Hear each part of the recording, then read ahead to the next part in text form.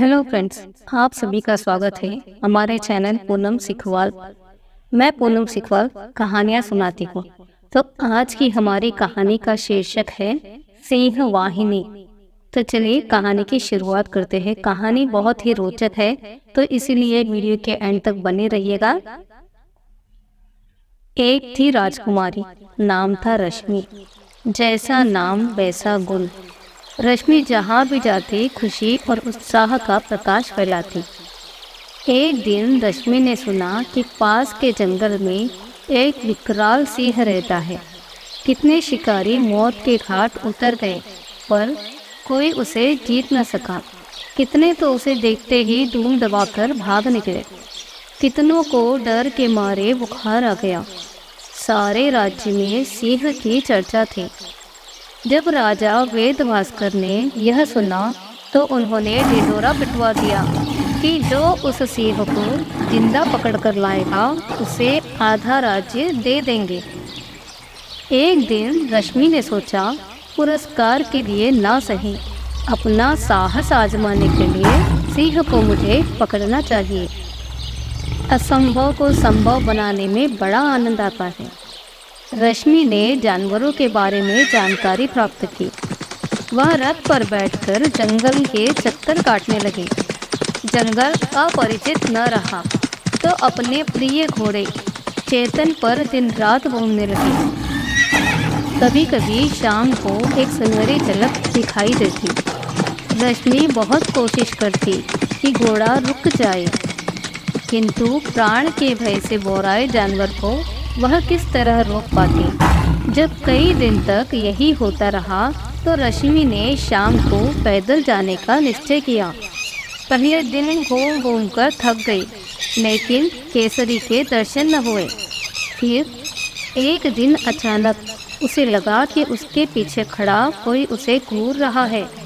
अचानक पीछे मुड़ी तो देखा वनराज बड़ी शान से बड़ी शांति से उसे ताक रहे हैं। रश्मि ने सोचा, क्या मेरे सिर के पीछे आंखें हैं? मुझे कैसे पता चला? उन चमकती रोबीली आंखों का सामना होते ही उसके विचार रुक गए। कैसा शानदार प्राणी है! सचमुच आंखों में राजा की सी शालीनता थी, भव्यता थी।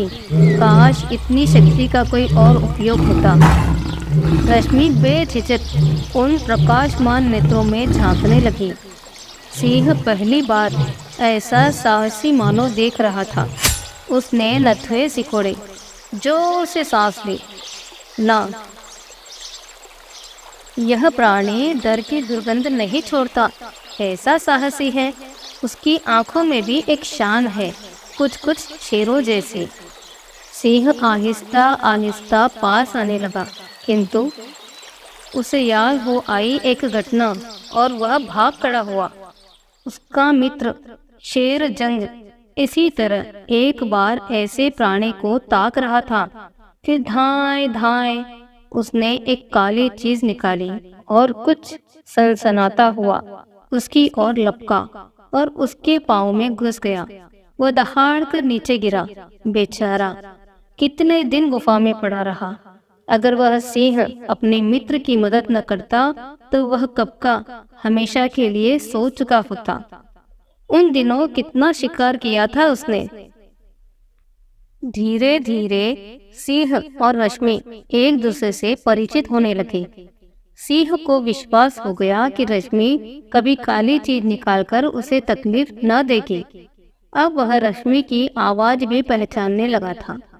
एक दिन मौका देखकर रश्मि मधुर आवाज में बोली, केसरी, कैसा सुनहरा रंग है तुम्हारा, कैसी चमकती आंखें हैं, और अयाल का तो क्या कहना है। सिंह ने गर्दन हिलाई। रश्मि बोली, वाह वनराज, दुश्मन इस अदा से ही भाग खड़ा होगा। सिंह ने हल्के हल्के गुर्राना शुरू किया।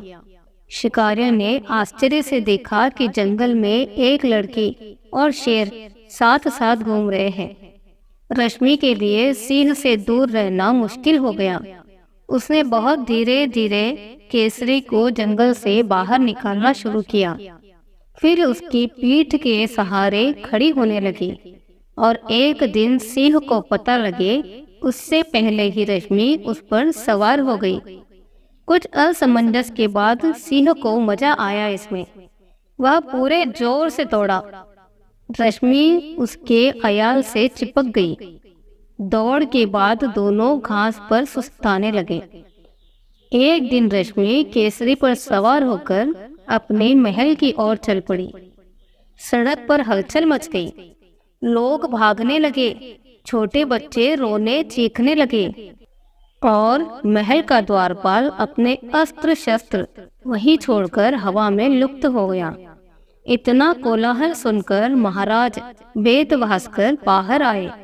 सामने का दृश्य देखकर स्तब्ध रह गए।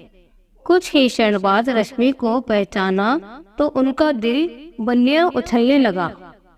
सोचा, आह, देखा जो बड़े बड़े वीर न कर सके मेरी बेटी ने कर दिखाया। वे चिल्लाए, शाबाश बेटा शाबाश। उस रात राजा ने रश्मि को एक रहस्य बताया। उनके महल के नीचे एक तहखाना है। वो भयंकर विषैले प्राणियों का सदियों से निवास स्थान बन चुका है। बार बार रात को वहां से बाहर आकर वे प्रजा में बीमारी फैलाते हैं। उनमें डर, गुस्सा, घृणा फैलाते हैं। महाराज वेदभास्कर वास्तव में इन भयंकर प्राणियों का नाश करने के लिए सिंह को प्राप्त करना चाहते थे। क्या रश्मि उससे यह काम करवा सकेगी? रश्मि खुशी से झूम उठी।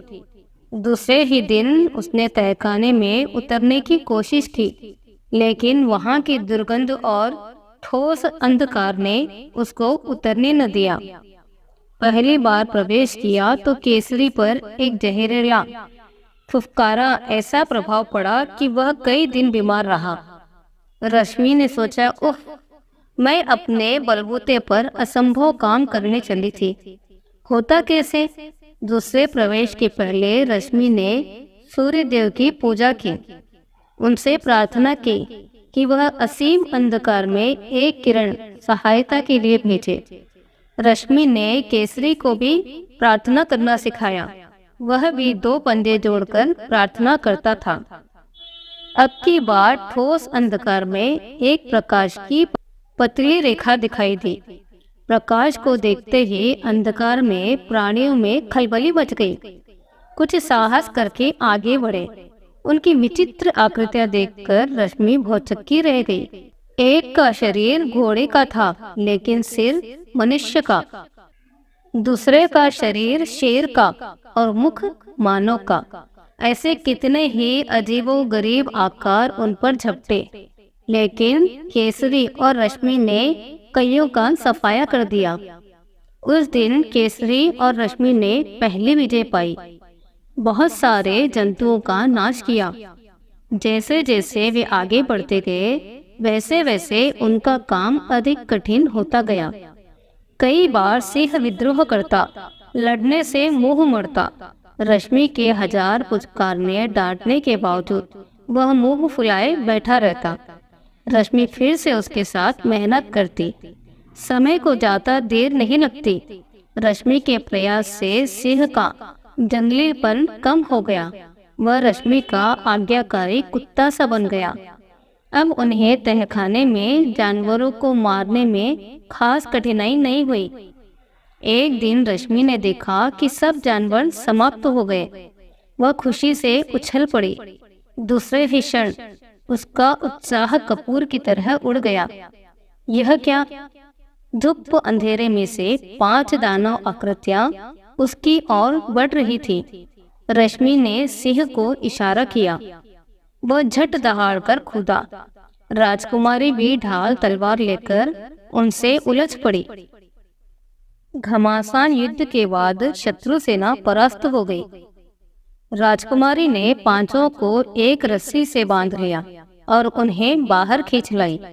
महाराज वेदभास्कर अपनी बेटी का पराक्रम देखकर फूले न समाये।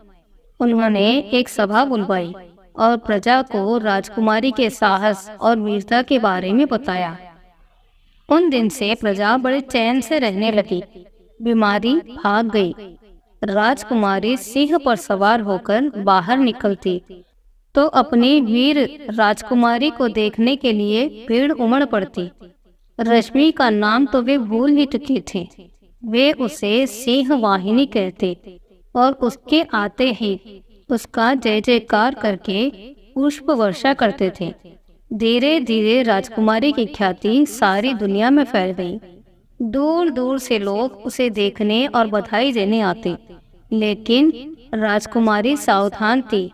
हर बार जब कोई प्रशंसा करता, वो मन ही मन हाथ जोड़कर भगवान सूर्य को धन्यवाद देती, क्योंकि वह जानती थी कि उन्हीं की कृपा और बल से वह शत्रुता को हरा सकी है। तो मित्रों, कैसी लगी आपको ये कहानी? अगर आपको ये कहानी पसंद आई हो तो लाइक, शेयर, सब्सक्राइब करना बिल्कुल न भूलें। धन्यवाद।